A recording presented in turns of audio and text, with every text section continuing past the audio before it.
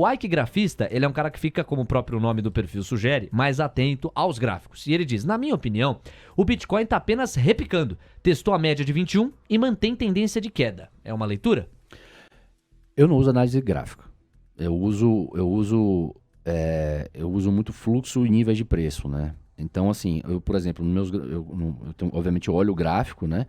Mas eu não uso nenhuma média lá. Para não mentir, eu deixo a média de 200 períodos, porque é uma média mais longa, mas, né? Sabe, eu uso ela para ver um indicador que eu gosto, que é quanto abaixo ela tá da média de 200, é um ponto de compra, e quanto tá acima, talvez seja um ponto de venda. Dá para falar que o Bitcoin, consequentemente o mercado cripto, vai reverter, assim, a gente vai entrar na tendência de alta. Cara, eu diria que não. Não é ainda. A gente não tem como falar isso. É mais bunda na parede de lado do que alta, né? Isso, ele falou correto, é um repique.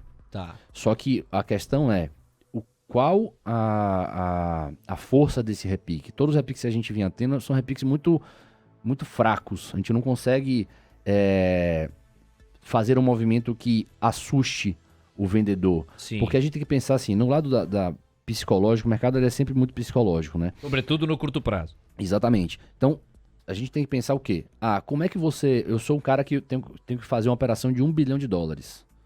Ele não consegue chegar no mercado e falar, vou botar uma ordem lá de $1 bilhão e o mercado vou conseguir uma execução decente.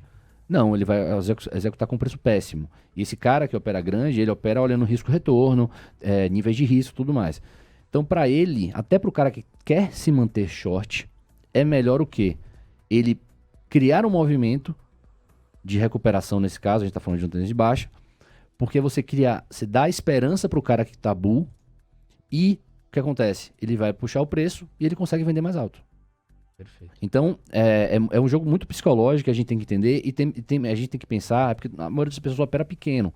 Mas quando a gente olha o cara que opera grande, um cara de fundo, um cara de um asset, um cara que mesmo pessoa física é muito grande, ele não pode virar e falar assim, eu quero vender isso.